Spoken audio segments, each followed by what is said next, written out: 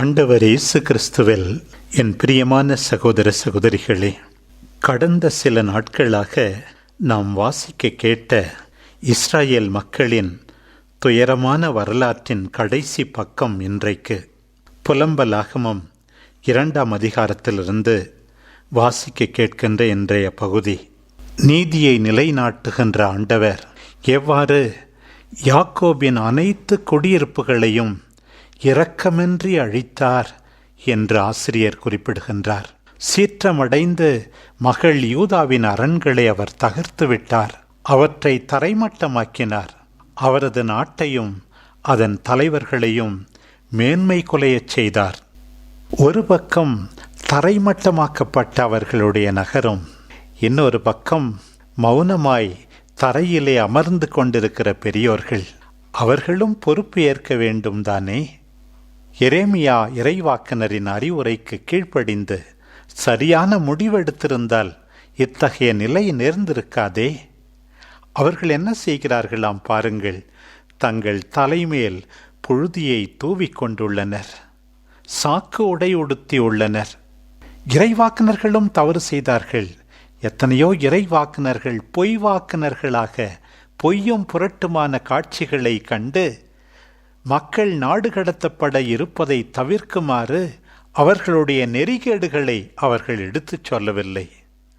அவர்கள் பொய்யையும் அபத்தங்களையும் காட்சியாக கண்டு மக்களுக்கு பொய் வாக்கு உரைத்தார்களாம்.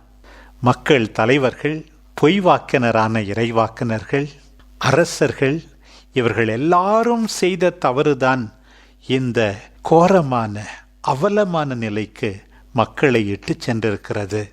அவர்களுடைய துன்பம் எப்படி இங்கே விவரிக்கப்பட்டுள்ளது என்று பாருங்கள். என் மக்களாகிய மகள் நசுக்கப்பட்டுள்ளாள். நகர் வீதிகளில் குழந்தைகளும் மழலைகளும் மயங்கி கிடக்கின்றன. அவர்கள் தங்கள் அன்னையரிடம் அப்பம், திராட்சை ரசம் எங்கே என்று கேட்கின்றனர். படுகாயமுற்றோரை போல நகர் வீதிகளில் அவர்கள் மயங்கி வீழ்கின்றனர். தாய் மடியில் உயிர் விட்டவர் போல் ஆகின்றனர் என்று விவரிக்கின்றார். உன் காயம் கடலை போல் விரைந்துள்ளதே, உன்னை குணமாக்க யாரால் முடியும் என்று எருசலேம் நகரில் வாழ்கின்ற அத்தனை பேரையும் பார்த்து புலம்புகின்றார் ஆசிரியர். இன்னும் ஒரு படி மேலே சென்று, என் கண்கள் கண்ணீர் சொரிந்து சோர்ந்துள்ளன, என் குலை நடுங்குகின்றது, என் துயரத்தால் என் ஈரல் வெடித்து தரையில் சிதறுகின்றது என்று புலம்புகின்றார். பாருங்கள், உண்மையாகவே இது புலம்பலாகமும் தான். பிரியமானவர்களே, நமக்கும் எத்தனையோ கசப்பான அனுபவங்கள். யாருடைய தவறுக்காகவோ நாம் துன்பப்பட்டிருக்கிறோம். எந்த தவறும் செய்யாமலே நாம் இன்னலுக்கு ஆளாகி இருக்கிறோம். பல நேரங்களில் நம்மை சார்ந்தவர்கள் எடுத்த முடிவுகளின் காரணமாக நாம் துன்புறுகின்றோம். இன்னும் சில நேரங்களில் நம்முடைய பாவங்களால், நம்முடைய பொறுப்பற்றத்தனத்தால் எத்தனையோ துன்பத்துக்கு ஆளாகி இருக்கிறோம். இத்தகைய நேரத்தில் என்ன செய்வது என்று தெரியாமல் தத்தளிக்கின்றோம். இணைச்சட்டம் 27ஆம் அதிகாரம், 28ஆம் அதிகாரம் இவற்றை வாசித்து பாருங்கள். ஆண்டவர் அவர்களை எச்சரிக்காமல் இருக்கவில்லை. உடன்படிக்கையை மீறினால், கீழ்ப்படிய மறுத்தால் வரப்போகும் தண்டனைகள் அத்தனையும் பற்றி ஆண்டவர் ஏற்கனவே சொன்னார். இந்த எச்சரிக்கை லேவியராகமத்திலும் குறிப்பிடப்பட்டிருப்பதை நாம் பார்க்கிறோம். 26ஆம் அதிகாரம் 14 முதல் 39 வரையுள்ள இறைவசனங்கள். எரேமியா இறைவாக்கினர் மீண்டும் மீண்டும் எச்சரித்தார். மனம் திரும்புங்கள், ஆண்டவரை நம்புங்கள். ஆண்டவருடைய சித்தம் நீங்கள் எகிப்து நாட்டோடு உடன்படிக்கை செய்து கொள்வதல்ல, பாபிலோனியாவுக்கு கீழ்ப்படிந்திருங்கள் என்றெல்லாம் கேட்டார். எரேமியா இறைவாக்கினர் நூல் 21 39 வரையுள்ள அதிகாரங்களை வாசித்து பார்த்தால் இது நமக்கு புரியும். நம்முடைய சங்கீதங்கள், திருப்பாடல்கள் 73 முதல் 89 வரை எவ்வாறு ஆலயம் பாழாக்கப்பட்டிருக்கிறது, நகரம் அழிக்கப்பட்டு விட்டது, தாவீதின் குலத்துக்குரிய மாண்பு மங்கி போய்விட்டது என்பதை குறித்து மீண்டும் மீண்டும் எத்தனையோ திருப்பாடல்கள் எருசலேம் மக்களுக்கு நேர்ந்துற்ற துன்பங்களை பற்றி எடுத்து கூறுகின்றன. என்ன செய்வது என்று தெரியாமல் நாம் தவிக்கிறோம், புலம்புகிறோம். பிரியமானவர்களே, நம்முடைய வாழ்க்கையிலும் இத்தகைய அனுபவங்களுக்கு குறைவில்லைதான். எல்லாம் முடிந்து விட்டது போல தோன்றலாம். நம்முடைய தவறு, நம்மை சார்ந்தவர்களின் தவறு இந்த துன்பங்களை வருவித்ததாக உணரலாம். சில நேரங்களில் நாம் எந்த தவறுமே செய்யாமல் இருந்தும் கூட அநியாயமாக துன்புறுவதாக நினைக்கலாம். எல்லாம் முடிந்து விட்டதா? What next? இதற்கு பிறகு என்னதான் வழி என்று கேட்கிறோம்.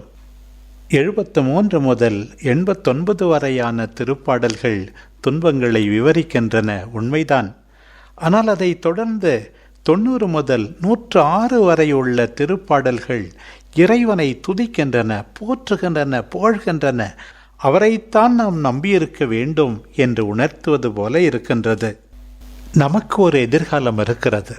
நமக்கு இன்றைக்கு உரைக்கப்படுவது அன்றைக்கு எருசலேம் மக்களுக்கு உரைக்கப்பட்ட அதே இறைவாக்குதான். புலம்பல் நூல் 2ஆம் அதிகாரம் 18 முதல் 19 வரை நாம் செய்ய வேண்டியது முதலாக கண்ணீர் விட்டு கதற வேண்டுமாம்.